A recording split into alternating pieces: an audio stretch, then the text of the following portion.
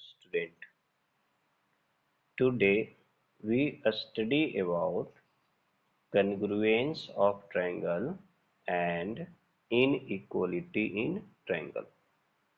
बच्चों, आप लोग कन्ग्रुएंस के बारे में अपने प्रीवियस क्लास में स्टडी किए थे। ठीक है, क्लास 7 में जो है कन्ग्रुएंस का नाम सुने थे और आपको कुछ आइडिया इसके बारे में होगा ही कि कन्ग्रुएंस का मतलब क्या होता है। ठीक है, तो अगर आप में से जो है कुछ लोग अगर भूल गए हैं तो चलिए उनके लिए हम फिर से ये बात रिपीट करते हैं कि कन्ग्रुएंस क्या है। तो कन्ग्रुएंस कहता है कि जब दो फिगर सभी तरीके से इन एनी वे आइडेंटिकल हो, समान हो, इक्वल साइज का हो, तो वह क्या कहलाएगा? कन्ग्रुएंट कहलाएगा। ठीक है, जैसे हमारे हाथ में क्या है अभी? 2 पेन्स है, एक ब्लू है कलर का है और एक ब्लैक कलर का है। तो ये क्या देख रहे हैं कि ये दोनों फिगर अगर सेम कंपनी की है, कौन सी कंपनी नाम दिया हुआ है? गोल्डेक्स अल्ट्रा। ठीक है, तो ये दोनों सेम ब्रांड की है, तो क्या सिर्फ कलर में डिफरेंट है, लेकिन अगर इसका साइज देखा जाए दोनों तरीके से क्या सेम है, हॉरिजॉन्टल भी और वर्टिकली भी। इसका डायमीटर देखिए, दोनों का सेम डायमीटर है और लेंथ भी क्या है? सेम है। तो ये सिलिंड्रिकल शेप में है, तो क्या हो जाएगा? ये कन्ग्रुएंट सिलेंडर हो जाएगा। तो उसी तरीके से इस चैप्टर का नाम क्या है? कन्ग्रुएंस ऑफ ट्रायंगल। तो मतलब हम कन्ग्रुएंस की बात करेंगे, लेकिन कहाँ पे करेंगे? ट्रायंगल में करेंगे। तो ज्योमेट्रिकल फिगर तो आप जानते हैं कि बहुत सारा ज्योमेट्रिकल फिगर होता है। जैसे ज्योमेट्रिकल फिगर क्या क्या हो सकता है? ज्योमेट्रिकल फिगर एक लाइन हो सकता है। ज्योमेट्रिकल फिगर जो है, लाइन लाइन नहीं कहेंगे, लाइन सेगमेंट कहेंगे। यहाँ पे हम लोग लाइन सेगमेंट की बात करेंगे। जब लाइन सेगमेंट की बात आएंगे तो ज्योमेट्रिकल फिगर क्या होगा? एंगल होगा। ज्योमेट्रिकल फिगर एंगल के बाद क्या हो सकता है? ज्योमेट्रिकल फिगर ट्रायंगल हो सकता है। ठीक है, ज्योमेट्रिकल फिगर स्क्वायर होता है, ज्योमेट्रिकल फिगर रेक्टेंगल होता है, और भी बहुत सारा ज्योमेट्रिकल फिगर होता है ईटीसी। ठीक है ना। अब जो है इन सभी ये सब क्या है? ज्योमेट्रिकल फिगर है। सर्कल है, स्फेयर है, रेक्टेंगल में वेरियस टाइप्स ऑफ क्वाड्रिलेटरल होता है, ज्योमेट्रिकल फिगर है। ठीक है, तो ये सब जो है सारा फिगर जो है जिसको हम लोग पेपर पे ड्रॉ करते हैं, स्केच करते हैं, सारा क्या कहलाता है? ज्योमेट्रिकल फिगर कहलाता है। कुछ रेगुलर ज्योमेट्रिकल फिगर होते हैं, कुछ इरेगुलर ज्योमेट्रिकल फिगर होते हैं। ठीक है, तो हम कन्ग्रुएंसी ऑफ ट्रायंगल क्लास 9 में जो पढ़ने वाले हैं, तो ये सिर्फ क्या है? सिर्फ ट्रायंगल के बारे में कन्ग्रुएंसी को पढ़ना है। और क्लास 7 में हम लोग जो स्टडी किए थे उसमें डिफरेंट ज्योमेट्रिकल फिगर भी था कन्ग्रुएंसी में। ठीक है, जैसे लाइन सेगमेंट था, एंगल्स था, ट्रायंगल्स था, स्क्वायर था, रेक्टेंगल है, सर्कल था। ठीक है, इस तरह से various types of geometrical figure था जो कि कन्ग्रुएंट था। कन्ग्रुएंट ज्योमेट्रिकल फिगर के बारे में पढ़े थे। और इसके बाद इस चैप्टर में हम लोग पढ़ने वाले हैं inequality in triangle. Inequality, equal तो हम लोग जानते ही हैं, इक्वल। ठीक है, इक्वल साइन ये होता है। इक्वल का मतलब क्या होता है? Same value. इक्वल का मतलब क्या हो गया? Same value. ठीक है, जैसे 5 equal to 5, 10 equal to 10, Ram equal to Ram. ठीक है, ये क्या हो गया? Same value. ठीक है, तो इसको कहते हैं क्या? इक्वल। लेकिन हमें क्या करना है? इन इक्वलिटी पढ़ना है। इन इक्वालिटी, इन इक्वलिटी के बारे में पढ़ना है। तो इन इक्वलिटी मतलब जो इक्वल नहीं है। इक्वल नहीं है भाई, ये इक्वल नहीं है। तो इक्वल नहीं है तो क्या हो सकता है? तो दो ही कंडीशन हो सकता है। जैसे दो अगर ऑब्जेक्ट है, ए और बी, कह रहा है कि ये इक्वल नहीं है, तो इसका मतलब क्या होगा? जैसे सपोज ये हमारे पास 2 पेन है, अगर इसकी हाइट की बात कर रहे हैं तो ये पेन दोनों कह रहे हैं कि इक्वल नहीं है। तो इक्वल नहीं है तो देखिए, तो ब्लैक वाला जो पेन है या तो ब्लू वाला से ये छोटा है, या तो क्या होगा कि ब्लैक वाला जो पेन वह ब्लू वाले पेन से बड़ा होगा। अगर कैप लगा देंगे तो देखिए ब्लैक वाला पेन जो ब्लू वाले पेन से बड़ा हो गया।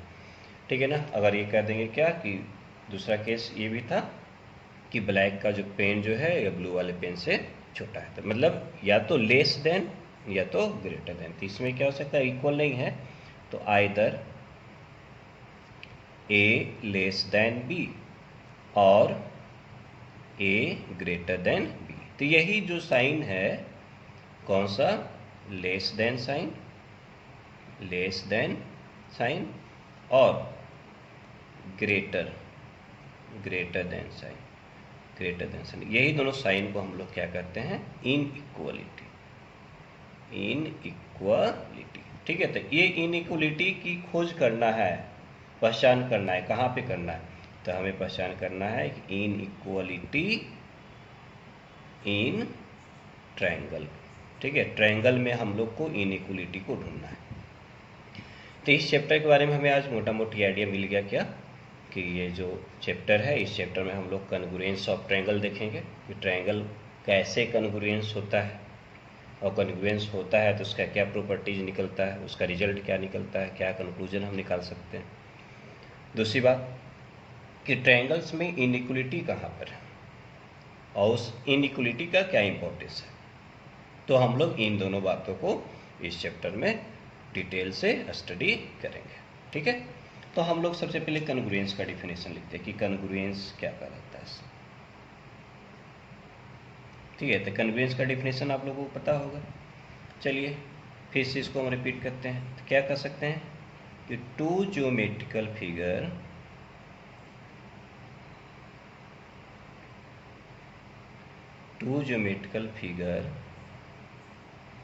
Are said to be congruent if they have same shape and क्या साइज।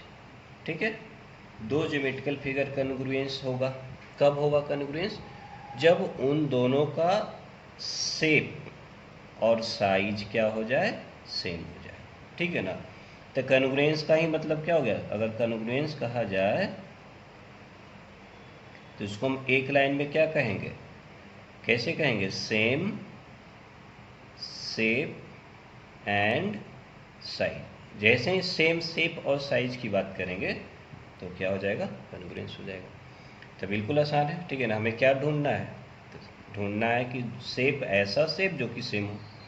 अगर शेप में सेम हो गया तो क्या हो, साइज में इक्वल।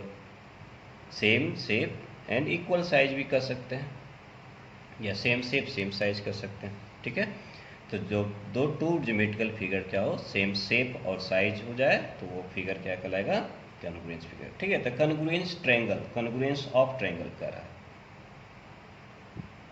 कन्ग्रुएंस ऑफ ट्रायंगल कर रहा है। ठीक है ना, तो कन्ग्रुएंस ऑफ ट्रायंगल क्या होगा, तो क्या कहेंगे, two triangles are said to be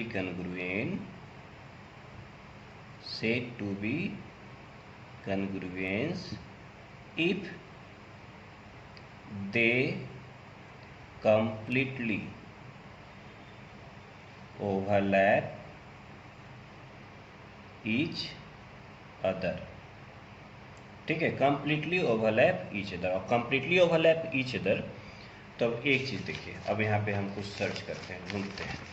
कन्ग्रुएंस का मतलब क्या होता था, कि कन्ग्रुएंस का मतलब होता है कि जब दो फिगर्स आपस में एक दूसरे को कंप्लीटली ओवरलैप करता है तो वह कन्ग्रुएंट फिगर कहलाता है। ठीक है, कंप्लीटली ओवरलैप कब करेगा, जब उसका शेप और साइज क्या होगा, इक्वल होगा। तो ये शेप तो कर रहा है, ट्रायंगल है, साइज इक्वल होना चाहिए। तो साइज ट्रायंगल्स में क्या क्या क्या रहता है, पहले ये ढूंढते हैं कि ट्रायंगल्स में होता क्या क्या। तो देखिए, ट्रायंगल्स जो है, ट्रायंगल्स स्पेसिफाई किया जाता है टू वेज में। ठीक है, triangles are specify by two ways. याद है कौन सा वो दो तरीका जिसे ट्रायंगल्स को स्पेसिफाई किया जाता है, तो पहला एंगल वाइज, ठीक है, एंगल वाइज स्पेसिफिकेशन, और दूसरा साइड वाइज। ठीक है ना, साइड वाइज स्पेसिफिकेशन। ठीक है, तो triangles on the basis of angle, triangles on the basis of sides. तो इसका मतलब ट्रायंगल्स में दो पोर्शन हुआ, एक क्या, एंगल्स जो कि यहाँ पर है, एक क्या, एंगल्स, इसका नाम दे देते हैं ए बी और सी। ठीक है, एंगल्स तो हो गया क्या, angle A angle B and angle C. और दूसरा स्पेसिफिकेशन किसके अकॉर्डिंग चलता है, तो साइड के अकॉर्डिंग। तो ए बी, ठीक है, इक्वल नहीं देंगे, बी सी एंड सी, ठीक है। तो ट्रायंगल्स में दो पोर्शन है, मतलब दो पार्ट है, एक है एंगल और दूसरा क्या है, साइड। तो कहता है कि two triangles congruent, two triangles are congruence, ठीक है। Two triangles are congruence. तो टू ट्रायंगल्स आर कॉन्ग्रुएंस करने का मतलब क्या हुआ, यहाँ पे दो ट्रायंगल्स हमको बनाना होगा और दोनों ट्रायंगल्स का क्या है, कॉन्ग्रुएंस हो जाए, कॉन्ग्रुएंस हो जाए। जैसे सपोज ए बी और सी, दूसरा ट्रायंगल हम ले लिए पी क्यू और आर। और हम जानते हैं कि ट्रायंगल्स में दो पोर्शन है, एक एंगल है, ठीक है,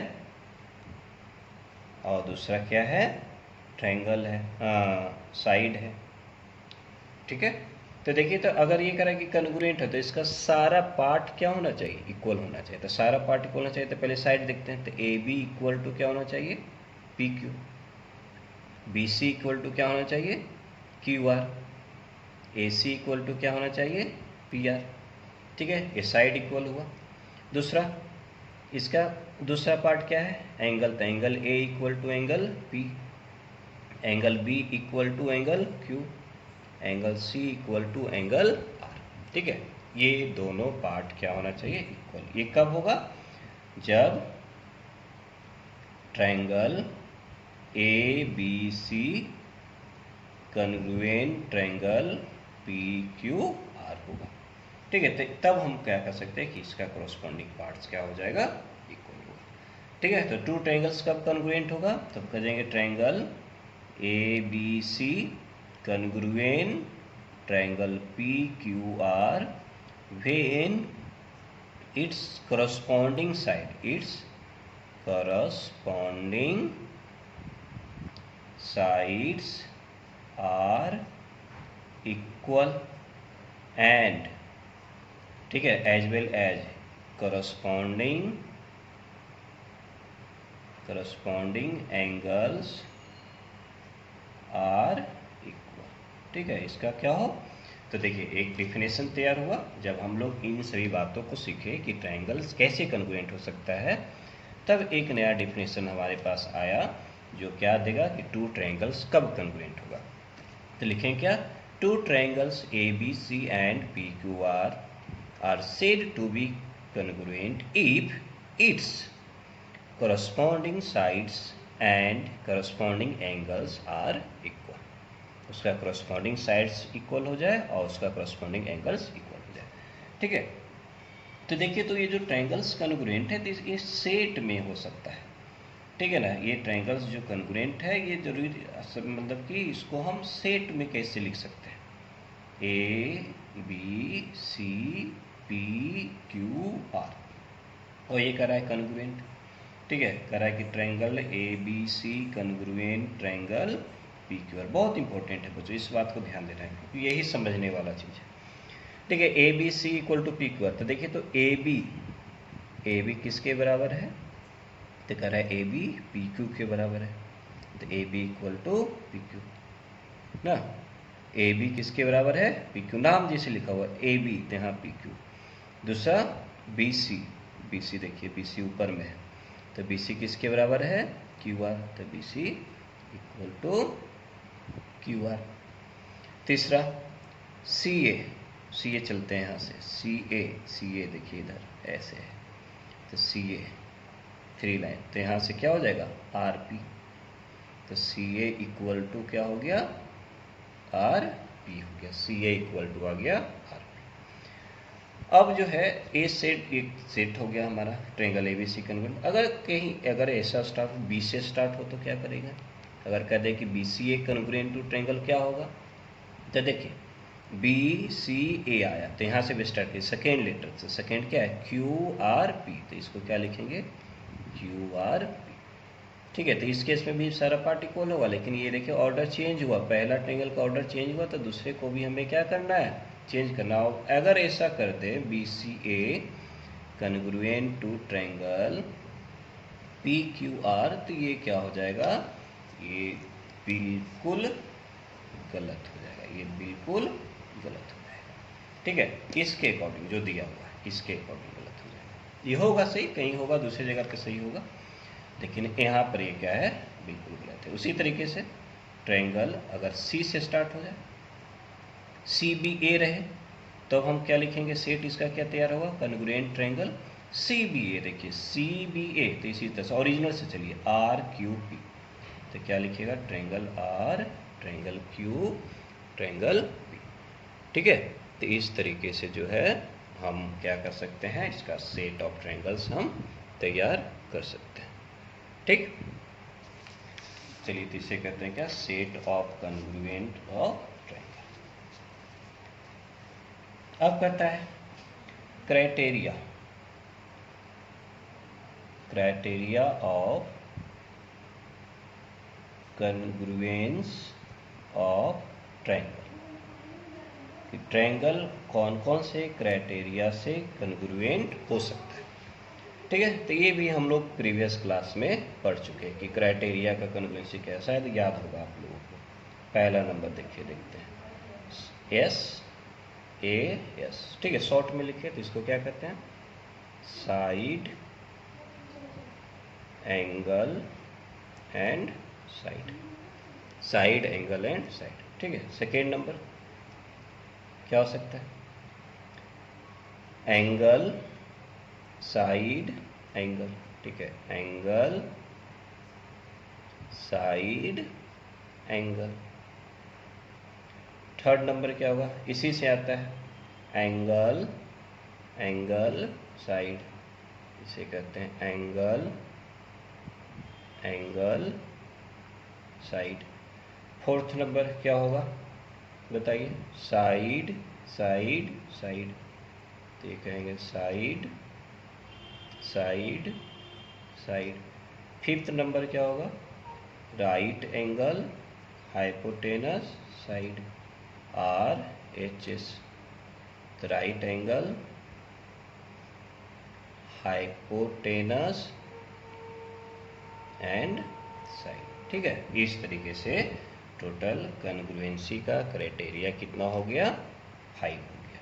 ठीक है, अब हम लोग अगले क्लास में फर्स्ट क्राइटेरिया को स्टार्ट करेंगे। उस क्राइटेरिया का क्या नाम है, तो उसका नाम है साइड एंगल साइड। हम लोग इसका फर्स्ट थ्योरम से चलेंगे।